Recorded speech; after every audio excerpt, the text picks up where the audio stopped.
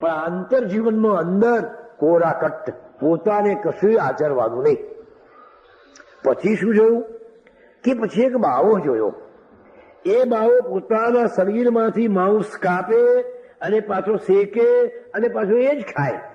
તો એ કલયુગના ગ્રહસ્થો પોતાના માંસનો વેપાર કરશે. એ લોકો પૈસો ક્યાંથી મળે છે?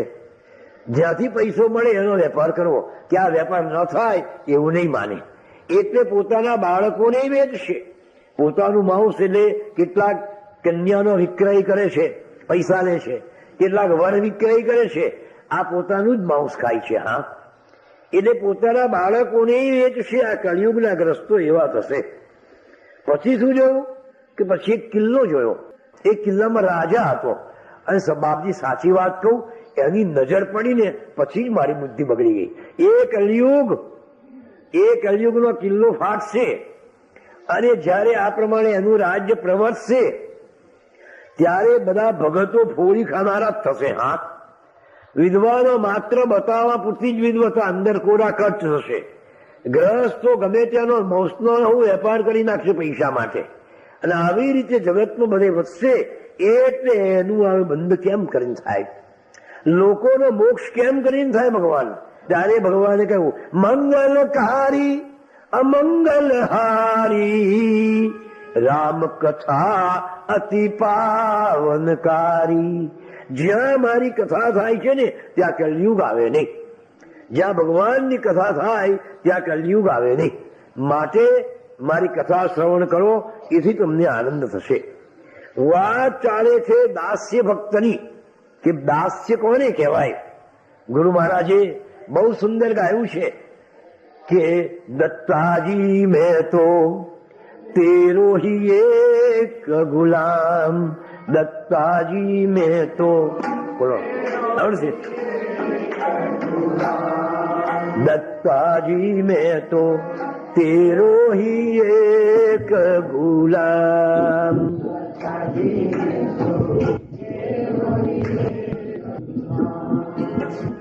એક એક કડીમાંથી બાપજીની આખી દાસ્ય ભક્તિનું આમાં વર્ણન છે. હા, જો આગળ. હા, और न जानो और न मानो, और न जानो और न मानो, और न जानो और न मानो, और न जानो और न मानो.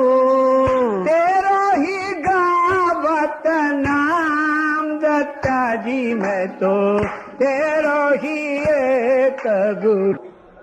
બધું જ રામજીનું. મારો રામજી હોય એ જ જુએ. ક્યારે એમનું કામ કરવું એ જેમ રાખે એમ રહીએ. પ્રભુ જેમ રાખે એમ રહેવું, એનું નામ જ ભગવાનની દાસ્ય ભક્તિ. વિઠોબા કહે છે કે હે રૂકમા, આ પ્રમાણે જેને દેહ ભાવ છે એને દાસ્ય ભક્તિ કરવી જોઈએ. એટલે દુઃખ આવે તો પણ તારી પ્રસાદી છે, અને સુખ આવે તો પણ તારી પ્રસાદી છે. દુઃખ અને સુખ એ બંને મારા પ્રભુની મોકલેલી ભેટ છે. જેટલા આનંદથી આપણે સુખને ભોગવીએ એટલા આનંદથી દુઃખને ભોગવો. એને પણ ભગવાનની પ્રસાદી માનો. જો કેટલો આનંદ આવે છે. એ સુખ દુઃખ જેવું રહે જ નહીં. એક વખત આપણે દ્રષ્ટિ બદલી નાખવી પડે તો જગતમાં ક્યાંય દુઃખ નથી. અવધૂતજીની દ્રષ્ટિમાં ક્યાંય દુઃખ દેખાતું નતું. એ પૂછતા ઘણાને પરિક્રમામાં જયારે પૂછે કે મહારાજ તમારે શું દુઃખ છે તે તમે આ પરિક્રમામાં નીકળ્યા છો? તો કે હું દુઃખને શોધવા નીકળ્યો છું, પણ મને દુઃખ આગળ ને આગળ જતું રહેશે. અને તમે સુખને શોધો છો એટલે સુખ પણ આગળ ને આગળ જતું રહેશે. સુખ દુઃખ પડછાયા જેવું છે. પડછાયાને પકડવા આપણે જેમ આગળ જઈએ તેમ પડછાયો આગળ ને આગળ જ જતો રહે. સુખ પડછાયા જેવું છે. હા, આગળ ને આગળ જતું રહે, પણ એનાથી તંગ પીઠ ફેરવી નાખો, એની મેરે આપણી પાછળ દોડતો દોડતો આવશે. તેમ સુખની પાસેથી પીઠ ફેરવી દો. જો એની મેરે સુખ આવે છે કે નથી આવતું. અને આખરે તો સુખ અને દુઃખ એ મનનું જ કારણ છે ને. બાકી ખરેખર તો સુખ અને દુઃખ જેવું કઈ છે જ નહીં. મન ઉપર તો કેટલું બધું છે. ગીતાકારે તો એટલે સુધી લખ્યું કે મન એવ મનુષ્યાનામ કારણમ બંધ મોક્ષ છે. તમારા મોક્ષનું અને બંધનું કારણ એ મન છે. અને એથી આગળ વધી ગયા કે આત્મૈવ આત્મનો બંધો રાત્મૈવ રિપુરાત્મન. અલા ભાઈ, આ તો તમે બે મોઢાની વાત કરી કે આ તારું મન છે એ તારો મિત્ર છે અને તારું મન છે એ તારો દુશ્મન છે. બાપજી, આ કેવી વાત કરો છો? એક માણસ મિત્ર અને દુશ્મન બે તો હોઈ શકે. એ કાં તો દુશ્મન હોય કે કાં તો મિત્ર હોય, પણ દુશ્મન ને મિત્ર એ બે એક જણ તો હોય. ભગવાન કહે છે આ મન એવું જ છે. જ્યાં સુધી તું મનને વશ થઈશ એટલે મન તારું દુશ્મન છે, પણ તું મનને જો વશ કરી દઈશ તો એ મન તારું મિત્ર છે. એટલે મનને વશ કરો. જગતમાં આ જે કઈ દેખાય છે, સુખ દુઃખ આનંદ જે કઈ, એ બધાનું કારણ મન છે. લક્ષ્મણજી એક રાત્રે પેલી ગોદાવરી નદીના કિનારે પેલી એ કરતા કરતા ઝૂંપડીની રક્ષા કરતા કરતા જરા શીલા પર બેઠા અને વિચાર કરવા લાગ્યા કે ઓહો, અમને અયોધ્યા છોડે 12 વર્ષ થયા, પણ જયારે કાલે જ નીકળ્યા હોય એવું લાગે છે. આ જંગલમાં કેટલું સુખ છે. અમે ત્યાં છલાજમહેલમાં રહેતા હતા, અહીંયા ઝૂંપડીમાં રહીએ છીએ. ત્યાં મિષ્ટાન જમતા હતા, અહીંયા કંદમૂળ ખાઈએ છીએ. ત્યાં અમે છત્ર પલંગમાં સૂતા હતા, અહીંયા દરબની પથારીમાં સૂઈએ છીએ. પણ જે આનંદ અયોધ્યાના મહેલમાં નતો, એ આનંદ જંગલમાં કેટલો આવે છે. આ દુઃખ, જો દુઃખને પણ સુખ માનવાની આ કળા છે. કેવો આનંદ આવે છે. દુઃખ એટલું જ છે કે ઘરવાળો એમ ધારતો હશે કે આ છોકરા જંગલમાં ગયો છે તો દુઃખી થતો હશે, પણ અમે કેટલા સુખી છીએ. ત્યારે લક્ષ્મણ કે મન પ્રસાદ ચાહીએ કેવલ, ક્યા કુટીર ફિર ક્યા પ્રાસાદ. મનમાં આનંદ જોઈએ, પછી ઝૂંપડીમાં રહો કે મહેલમાં રહો, પણ જો મનને આનંદ ન હોય તો એનો શું અર્થ છે? વરમ પર્ણશાલા પ્રમોદેન પૂર્ણા ન હર્મ્યમ વિશાલમ સદા શોક પૂર્ણા. સુખથી અને આનંદથી ભરેલી પર્ણકુટી સારી, પણ શોકથી ભરેલો મહેલ સારો નહીં. એ આનંદ ન આપે. મને સુખ ને દુઃખનું કારણ જો કોઈ હોય તો તે મન છે. એટલે મનને વશ કરીને મિત્ર બનાવો તો મન મિત્ર મન વશ કેવી રીતે થાય? મહાપુરુષો મનને કેવી રીતે વશ કરે? રામકૃષ્ણ પરમહંસ શું કરતા? એક હાથમાં 5 તોલા સોનાની લગડી રાખે અને બીજા હાથમાં એટલું જ માટીનું ઢેફું રાખે.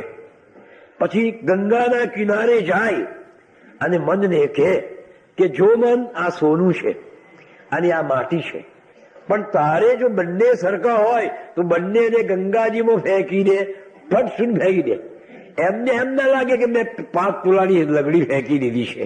સોનું અને માટી એમને સરખા થઈ ગયા હતા. આવી રીતે મનને વશ કરે.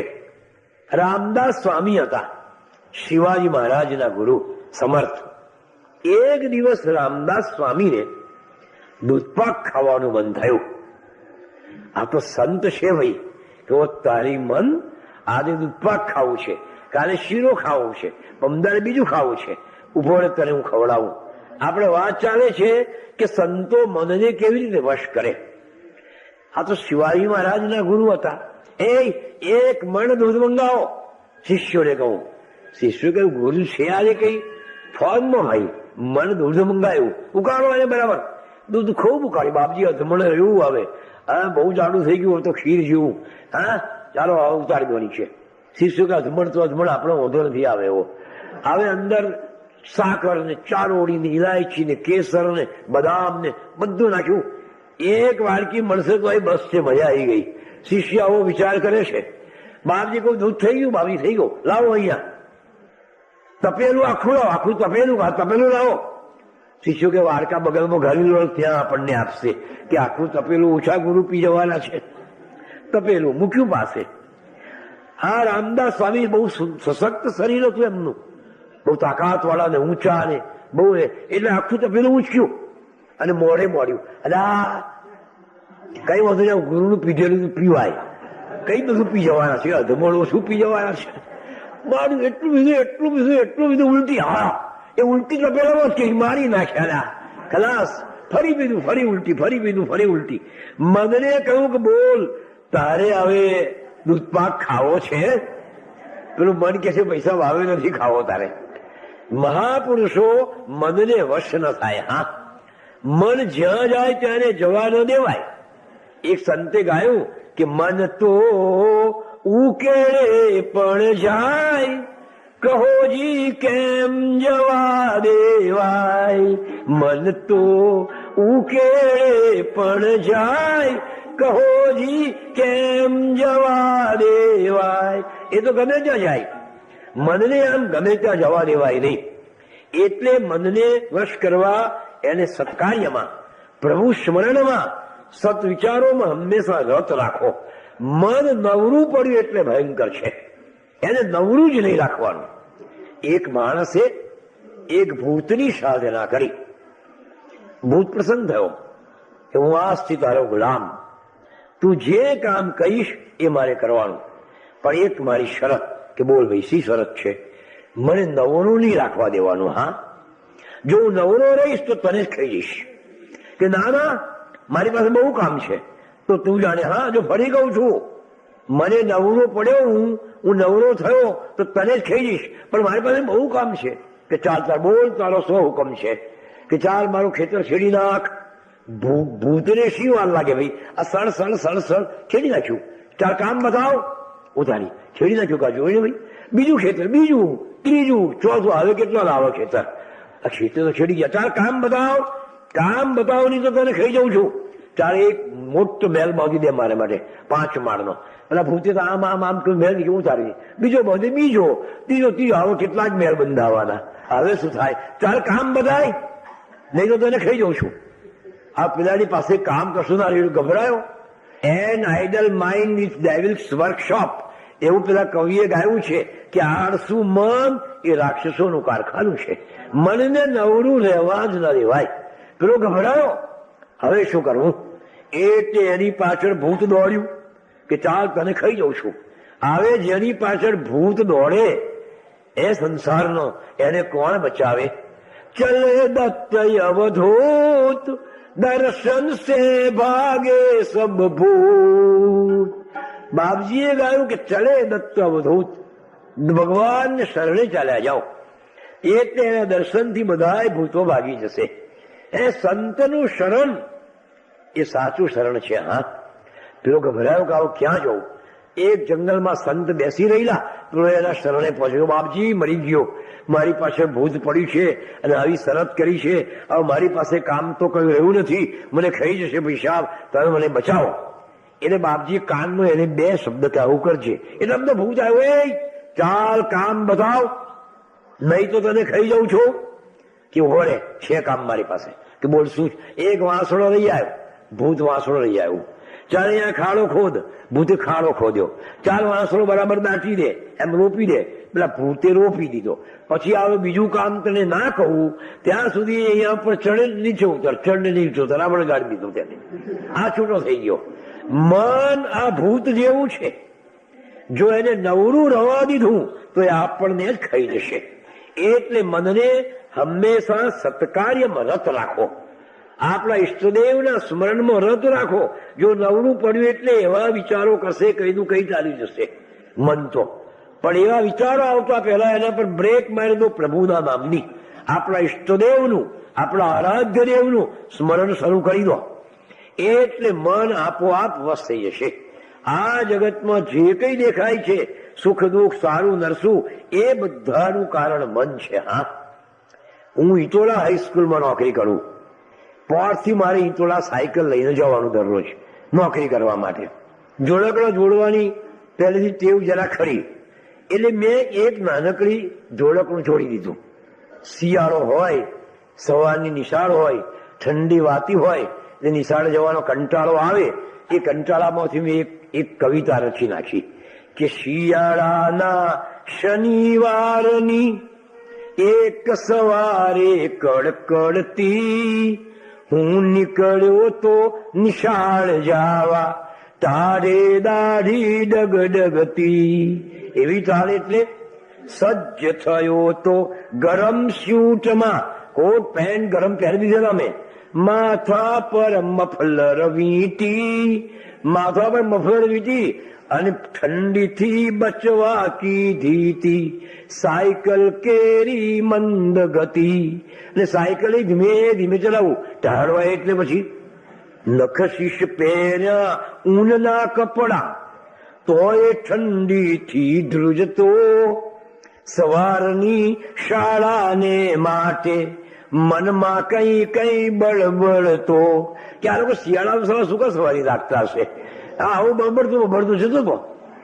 અને ત્યાં તો માર્ગે દીઠા બાળક, ગામડામાં છોકરા ભાઈ અમારા, ત્યાં તો માર્ગે દીઠા બાળક, હસતા નિશાળ મોજા કા, સર આવ્યા કહીને સાયકલ પૂંઠે દોડતા. આ નિત્યક્રમ, મારી સાયકલ આવે, છોકરા સર આવ્યા એમ દોડે પાછળ.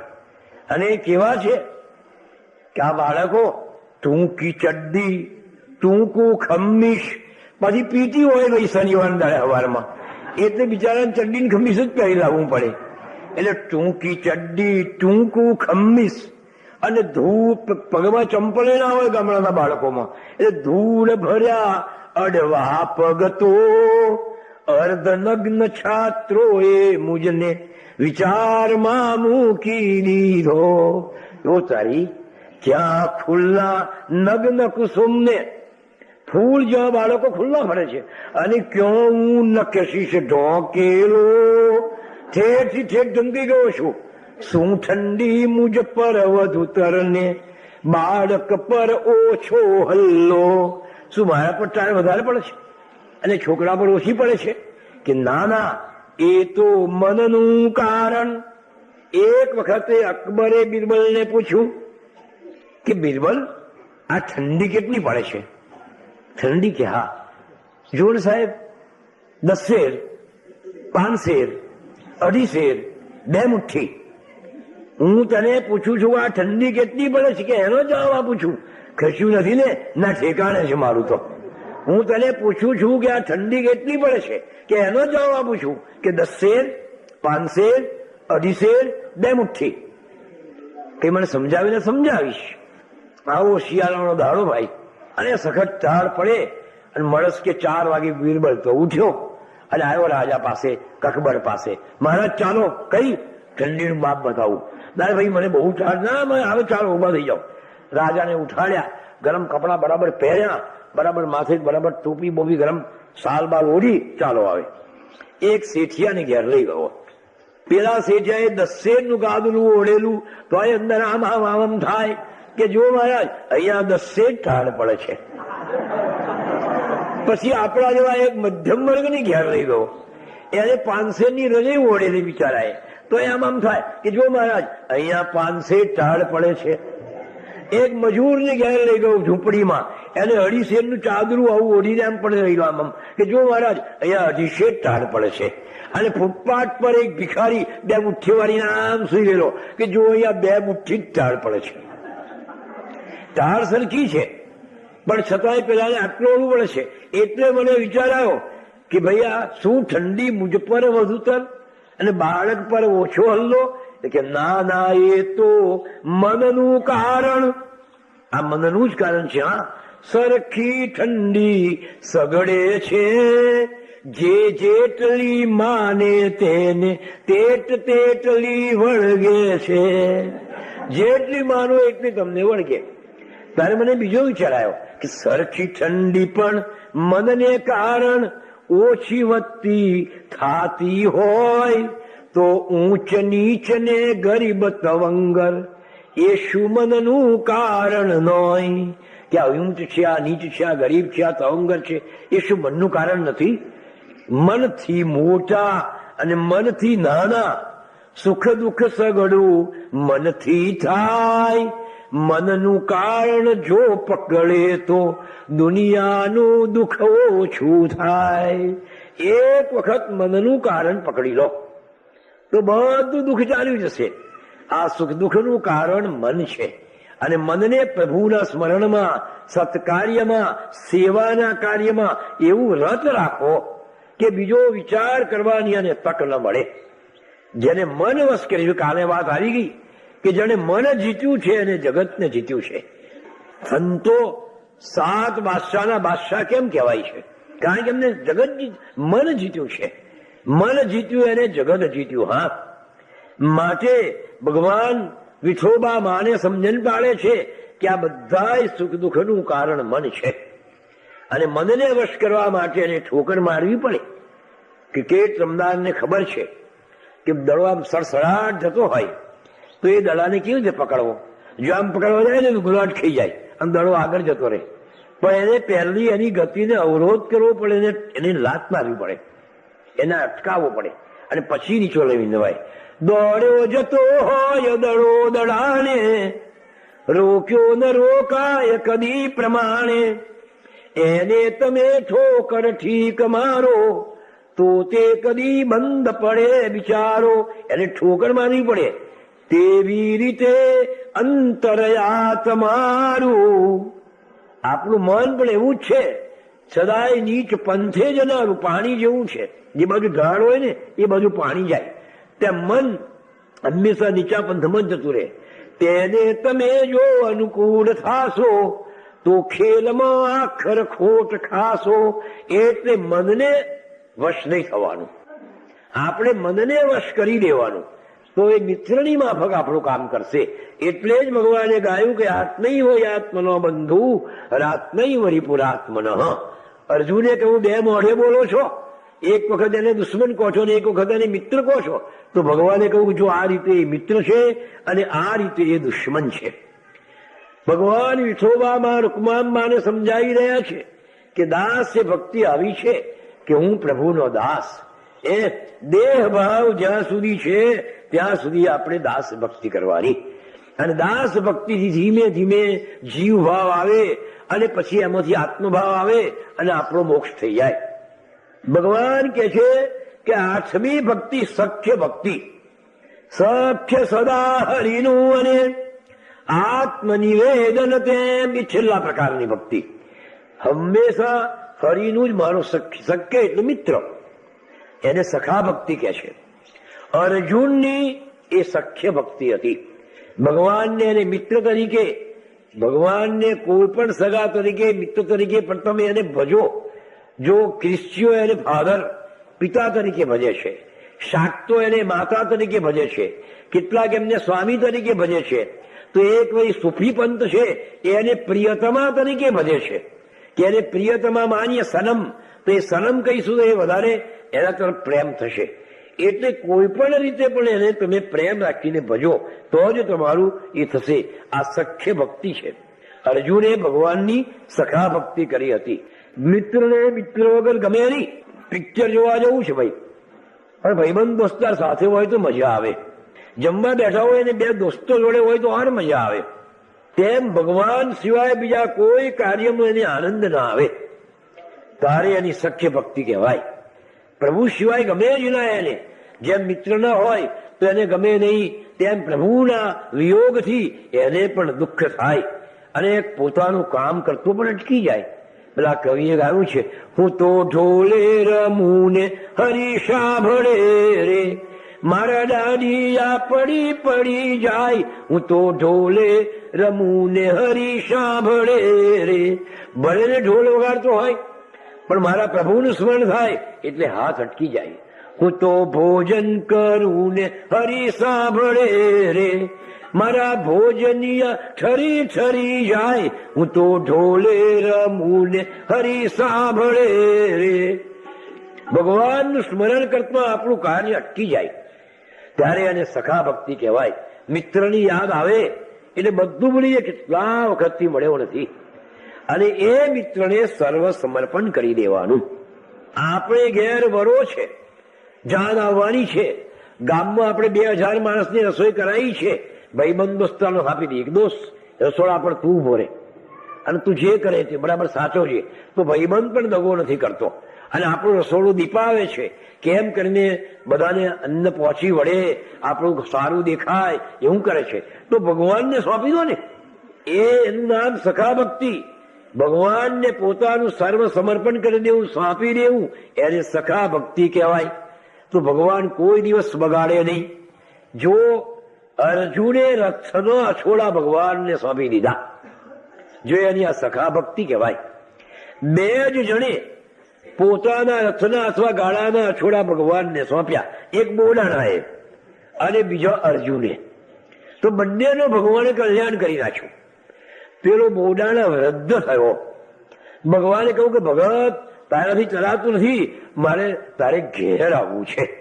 બોલા કે ના વિશાબ, મારી ઘેર હુકડા તમે આવો છો? હું તો ગરીબ માણસ, નાનું તું મારું ઘર, અને તમને લઈને કઈ લફડું પાછું બેસાડજો. કેવો ભગત છે આ! ભગવાનની સાથે કેવી વાત કરે છે કે તમને વળી ઘેર કઈ લઈ જવું પાછો? લોકો દર્શન, મારા ઘર નાનું અમતું છે ભાઈ સાહેબ, અને તમને નહીં ફાવે કે ના મારે તારી ઘેર જ આવવું છે. ભગવાન પણ કેવા, જા ગાળું ગમે ત્યાંથી માગી જાય. દર વર્ષે જાય બિચારો, એટલે આજુબાજુના ગામના લોકો એને ઓળખે. કોઈ હાવ જૂનું ને ભાગનું ગાળું આપ્યું, સાવ ઘરડા અશક્ત એવા બળદિયા આપ્યા. ગાળું જોડીને બોડાણો આવ્યો રાતના. પૂજારીઓ તાળા મારી અને પોતાની ઘેર ગયા છે. જ્યાં બોડાણો આવ્યો એટલે તાળા તૂટી ગયા. ભગવાન બહાર આવ્યા કે શું છે? કે આવો બેસાડી દે. ભગવાનને ગાળામાં બેસાડ્યા. પેલા ભગતે ગાળું વાંચ્યું, ડચકારા મારે છે, એ બહુએ પૂછડા આંબળે છે, પોરાણાના ગોદામાં પણ બળદિયા ચાલે કેવી રીતે? બહુ ઘરડા છે, અશક્ત છે, અને ગાળું કચૂર કચૂર બોલે છે. પેલી પુંબડિયા એને પૂરી જ નથી. એટલે બોલાણો તો ચાલ્યો.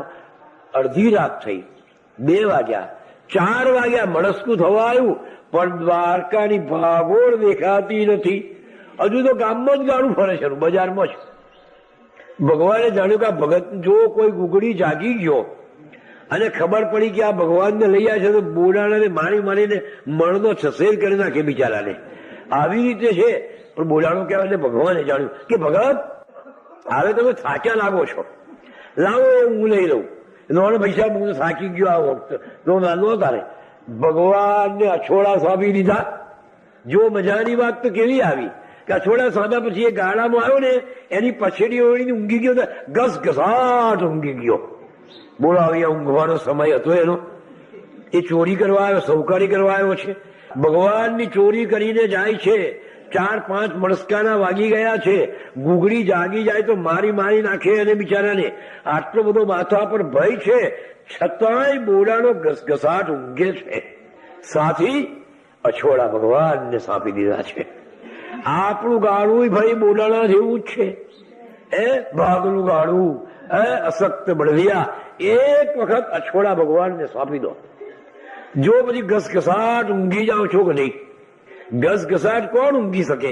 ભાઈ મેં તો રહોડું મારા ભાઈબંધને આપી દીધું, એટલે હવે એ જે કરે તે, એટલે એને એ ચિંતા જ ના રહે.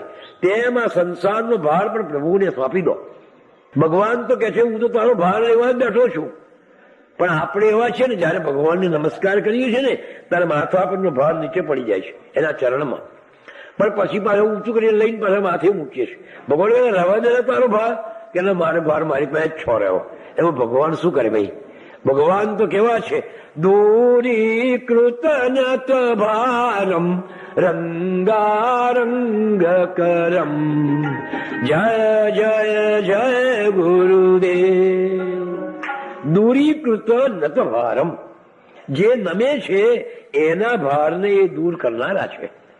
માટે જો માથા પરનો બોજો હળવો કરવો હોય તો ભગવાનની પાસે મૂકી દો ને, એટલે એની મેરે બોજો હળવો થઈ જશે. પેલા બોડાણાએ જ્યાં ભગવાનને અછોડા સોંપી દીધા એટલે બધો નિર્ભય બની ગયો. બાકી એના માથા પર કેવો ભય છે, કોઈ જાગી જાય ને જાણી જાય તો એને મારે, કારણ કે તો ચોરી કરવા આવ્યો છે, ભગવાનની ચોરી કરી જાય છે. પણ છતાં ઘસઘસાટ ઊંઘી ગયો, કારણ કે અછોડા ભગવાનને સોંપી દીધા. સખ્ય ભક્તિ કહેવાય. એક વખત ભગવાનને સોંપી દો. જો સંસારનું ગાળું કેવું ચાલે છે, પણ આપણું મમત્વ આપણે છોડતા નથી. બીજું સોંપ્યું અર્જુને. જો મહાભારતના યુદ્ધમાં ભીષ્મ પિતામહ યુદ્ધ કરવા માટે આવ્યા, દુર્યોધનને આશા હતી કે દાદા યુદ્ધ કરવા જાય છે એટલે આજે કાં તો અર્જુનને, કાં તો ભીમને, કાં તો યુધિષ્ઠિરને, પણ એકાદ જણને આજે મારીને જ આવશે એટલે એને આનંદ છે. ભીષ્મ પિતામહ આવી પહોંચ્યા યુદ્ધ ભૂમિમાં. પાંડવો પ્રત્યે કુણી લાગણી છે, પણ છતાંય અન્ન પેલાનું ખાધું છે એટલે શું થાય, એટલે લડે છે. પણ ભીષ્મ પિતામહે આજે કોઈને માર્યો ના. આખો દિવસ નકામો ગયો. સાંજ પડી, યુદ્ધ બંધ થયું, વિરામ પામ્યું, એટલે પોતપોતાની છાવણીમાં જવા લાગ્યા. ભીષ્મ પિતામહ પોતાની છાવણીમાં આવીને જ્યાં પોતાનું બખ્તર જે એ ઉતારી રહ્યા છે, દુર્યોધનને ખબર પડી આજનો દિવસ નકામો ગયો. કોઈને માર્યા નહીં. ક્રોધ ચડ્યો દુર્યોધનને. આવી પહોંચ્યો દાદા પાસે. દાદા, મારું ખાઈને મારું જ ખોદ્યું. તમારા પર તો મને કેવી કેવી આશા હતી કે આજે ભીષ્મ પિતામહ મારા દાદા જાય છે, આ તો આજે કાં તો અર્જુનને મારી નાખશે, કાં તો ભીમને મારી નાખશે, કાં તો યુધિષ્ઠિરને મારી નાખશે. તેને બદલે આજે કોઈને તમે ના માર્યો. આજનો મારો દિવસ નકામો ગયો. તમને શું કહેવું દાદા, તમે નિમક હરામ છો. અને ભીષ્મને ક્રોધ ચડ્યો, તમે મારું ખાધું અને મને જ ખોદ્યું.